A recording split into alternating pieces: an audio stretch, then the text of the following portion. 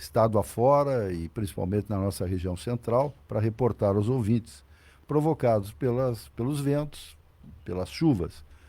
Efetivamente, nós só tivemos ventos na madrugada de sábado, né? Então, ali por 4, 5, 6 horas da manhã, um vento forte, pelo menos aqui no perímetro urbano, foi o que eu constatei. E chuva mesmo, nós só tivemos ontem, que se desenvolveu a partir das 10 horas da manhã. E pelo que eu vi, choveu aí entre 60 a 70 milímetros No, nas últimas 24 horas, ou talvez nem tanto. no Mas, bairro Tupinambá, o nosso ouvinte Patrick Santos informa que foi 70 milímetros. então mais ou menos por isso. Mas nós vamos falar com a professora Zanandra Boff de Oliveira, da UFSM, que sempre de forma muito gentil tem nos assessorado nessas questões climáticas. Professora Zanandra, bom dia. Bom dia, Toné, Tomás, toda a audiência do programa. Então vamos atualizar os ouvintes sobre esse primeiro episódio de chuva mais volumosa associado ao El Niño. Como já vimos comentado nas últimas semanas, a influência do fenômeno na circulação da atmosfera tende a se intensificar durante o segundo semestre do ano e agora nós começamos a observar esse padrão, com um período de maior estabilidade entre esse final de semana e a próxima semana. Bom, o vento norte, ele atuou como um bloqueio, tá? Então esse sistema empurrou o ar quente e pediu o avanço rápido da frente fria. E por isso a chuva demorou a engrenar no estado do Rio Grande do Sul. Lá no início da semana passada, nós tínhamos uma previsão da chuva já iniciar ainda na quinta para sexta. E depois essa previsão foi sendo atualizada em função, né, da questão do vento, né, que ele começou já na quinta-feira com bastante intensidade. Além disso, esse corredor de ar quente desviou células de instabilidade e tempestades severas que foram formadas na Argentina e no Chile para o Oceano Atlântico. Então, assim, nós tivemos um atraso do início da chuva em relação ao previsto, uma diminuição dos acumulados e também nos temporais de maior magnitude. Então, o vento, de certa forma, ele formou um escudo protegendo o estado do Rio Grande do Sul.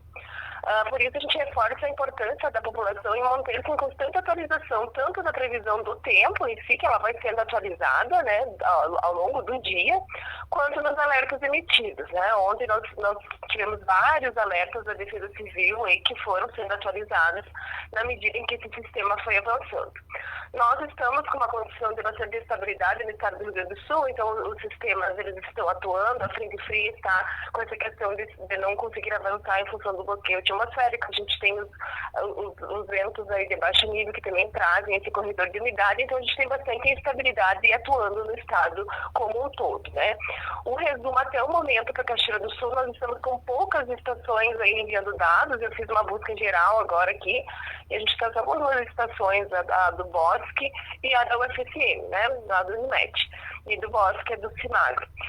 Nós tivemos então uma temperatura bastante alta lá durante o sistema pré-frontal, quinta a sábado, a gente teve entre 27 e 31 graus, então muito calor para a época. Inclusive a gente teve uma madrugada muito quente, né, de sexta para sábado. As rajadas elas foram máximas no sábado de madrugada, no dia 18 ali, que chegaram a 60 km por hora. Ainda assim, né, não foi tão alta, né, esse nosso vento aí, ele é medido a 10 metros de altura, então na superfície, em função dos obstáculos, a gente tem uma redução aí do vento, né, em função dessa turbulência.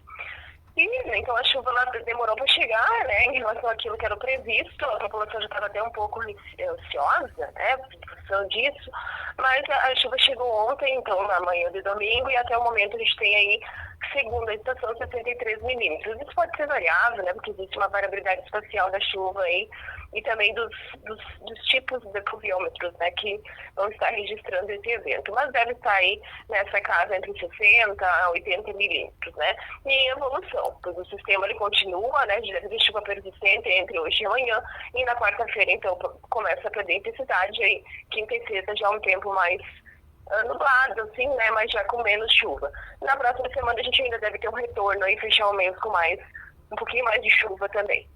Sanandra, nós viemos com baixa precipitação pluviométrica até essas chuvas de ontem, hoje.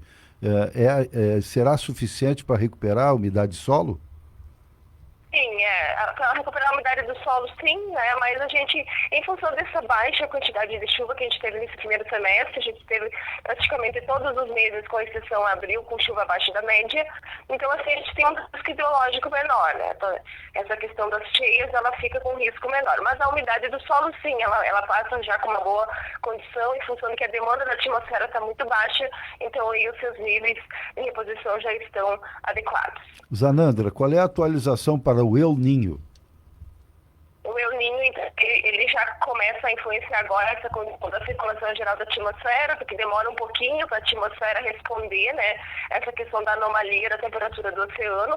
Então ele foi decretado no dia 11 de junho, mas agora então a gente começa a esperar, né, que ele tenha uma influência maior nas nossas frentes frias, elas vêm mais potentes, e também ele pode influenciar na questão do bloqueio atmosférico, fazendo com que essas frentes frias elas fiquem mais estacionadas no Rio Grande do Sul, na região sul do Brasil.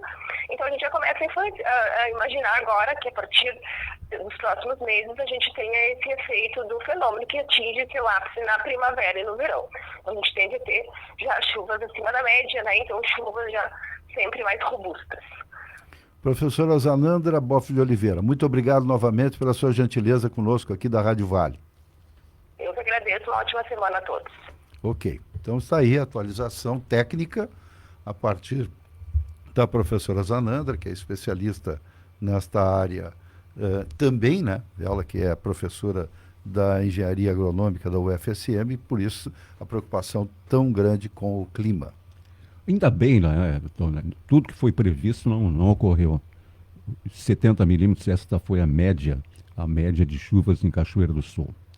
Toné, uma condenada por aplicar golpe de pirâmide financeira leva a vida de ostentação em Dubai. A Isabela Cristi Gomes Barros cumpriu pena no Brasil e conseguiu sair do país apesar de uma ordem da justiça para que seu passaporte fosse retido. Uma condenação por comandar um esquema de pirâmide financeira no Brasil não impediu que a Isabela Cristi passasse a ostentar uma vida de luxo em Dubai. Nas redes sociais, ela se apresenta como cantora gospel, empreendedora internacional, modelo e criadora de estilo de vida. Ela é suspeita de continuar aplicando golpes semelhantes, mesmo depois de cumprir pena, e deixou o país apesar de uma decisão da justiça, Toné. Tá lá, tá bem. Pois é, mas nós já temos outros casos de pessoas que, com o mandato, acabaram sendo expatriados, tiveram que voltar ao Brasil. Vamos ver se isso vai acontecer também com essa